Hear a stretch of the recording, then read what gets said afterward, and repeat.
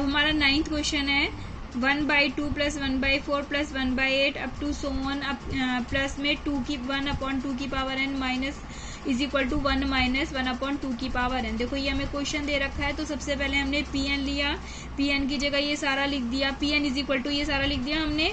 तो सबसे पहले हम किसके लिए प्रूव करते हैं, n इज इक्वल टू 1 के लिए। तो हमने n इज इक्वल टू 1 रखा, देखो इसकी nth टर्म ये हमारी, तो 1/2 की पावर n, n की जगह 1 पुट करो, 1/2 की पावर 1 यानी कितना आ गया 1/2 आ गया। राइट हैंड साइड में रखेंगे तो 1 माइनस में 1/2 की पावर n, n की जगह देखो मैंने 1 रख दिया, तो 1 माइनस 1/2 एलसीएम लेके सॉल्व करेंगे तो कितना आ गया 1/2। तो देखो लेफ्ट हैंड साइड में भी 1/2, राइट हैंड साइड में, तो ये क्या होगी ट्रू हो गया for n is equal to 1 के लिए। अब हम एज्यूम करेंगे कि ये ट्रू है किसके लिए, n is equal to k के लिए। तो pk is equal to 1/2 + 1/4 up to 1/2 की power k is equal to 1 minus 1/2 की पावर k। जहां जहां n था वहां पर k पुट कर दिया। अब हम इसके लिए प्रूव करेंगे, n is equal to k + 1 के लिए प्रूव करेंगे। तो p k + 1 is equal to, पहले k तक तो ऐसी टर्म लिख दी, प्लस में k की जगह हमने आगे क्या रख देते हैं, इसी के आगे 1/2 की पावर k + 1। देखो k तक तो एज इट इज लिखते हैं, और एक नेक्स्ट टर्म लिखने के लिए इसकी जहां पर k होता है वहां पे क्या रख देते हैं k + 1, और इज इक्वल टू 1 माइनस 1/2 की पावर k + 1। तो हमारे को ये प्रूफ करना है, तो हम लेफ्ट हैंड साइड लेके चलेंगे। लेफ्ट हैंड साइड में देखो हमने पहले लेफ्ट हैंड साइड को लिख लिया, ये जो लेफ्ट हैंड साइड है इसकी लेफ्ट हैंड साइड को लिख लिया।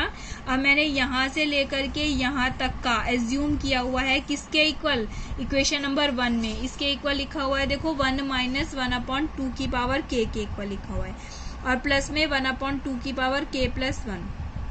तो सबसे पहले मैंने क्या किया, 1 इन दोनों में से माइनस कॉमन ले लिया, और इन दोनों को क्या करा हमने एक ब्रैकेट में लिख दिया, ठीक है। तो 1/2 की पावर के यहाँ पर अगर मैं माइनस कॉमन ले लेती हूँ तो यहाँ पर क्या हो जाएगा, प्लस का साइन किस में हो जाएगा, माइनस में।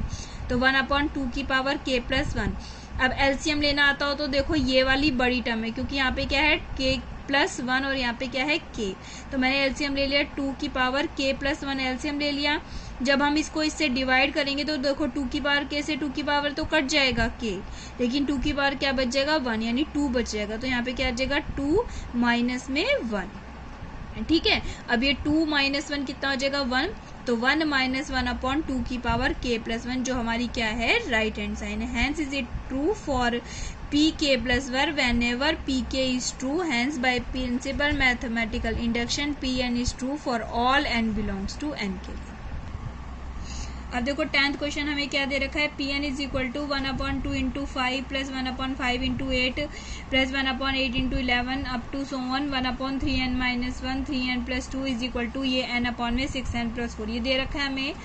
तो सबसे पहले हम किसके लिए प्रूव करते हैं, n इज इक्वल टू 1 के लिए। तो यहाँ पे मैंने nth टर्म लिख ली 1/3n - 1 3n + 2, n की जगह 1 पुट करो, तो 1/3 × 1 -1, यहाँ पे रखेंगे 3 × 1 प्लस में 2, तो 3 - 1 कितना आ जाएगा 2 आ जाएगा, 3 + 2 कितना आ जाएगा 5, तो 1/2 × 5 कितना आ गया 1/10 आ गया। राइट हैंड साइड में रखेंगे बच्चों n/में 6n + 4 है, n की जगह मैंने 1 रख दिया, यहाँ पे रखेंगे 6 × 1 6 आ जाएगा, तो 6 प्लस में 4 कितना आ गया 1/10। तो देखो left hand side is equal to right hand side के हो गया, तो ये क्या हो गया, ये ट्रू हो गया, it is true for n is equal to 1 के लिए, ठीक है। इट इज ट्रू हो गया हमारा किसके लिए, n इज इक्वल टू 1 के लिए हो गया।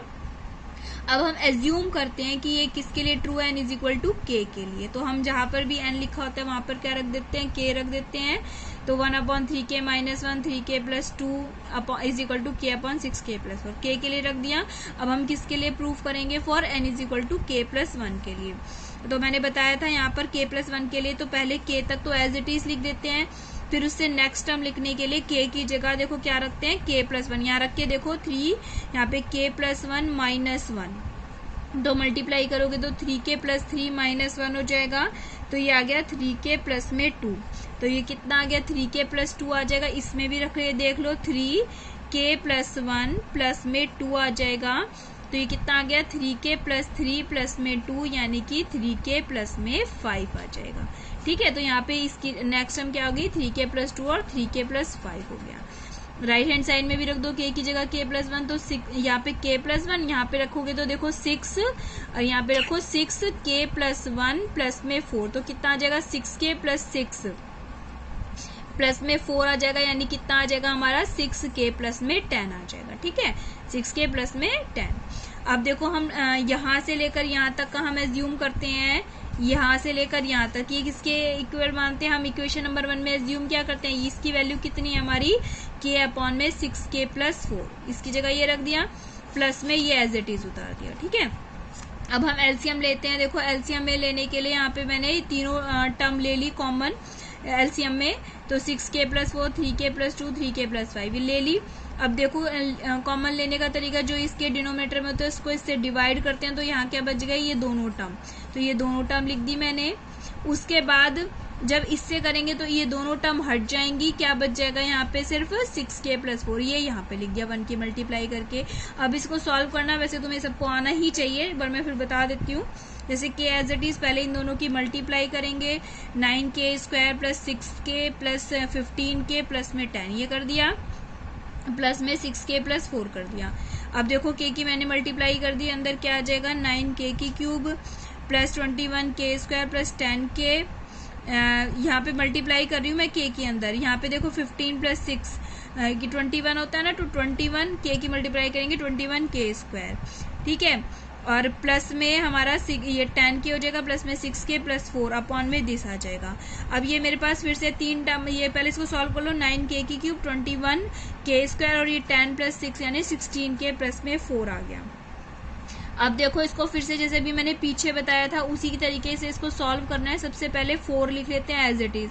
अब हम इस 16 के फैक्टर मतलब कि इसको ब्रेक करते हैं किस तरीके से, जो लास्ट वाली होती है वो तो उसने के इक्वल रखे, यानी कि 16 को पहले तो 4k लिख दिया, 4k छोड़ के अब जितना बच गया उतना लिख दिया, यानी 12।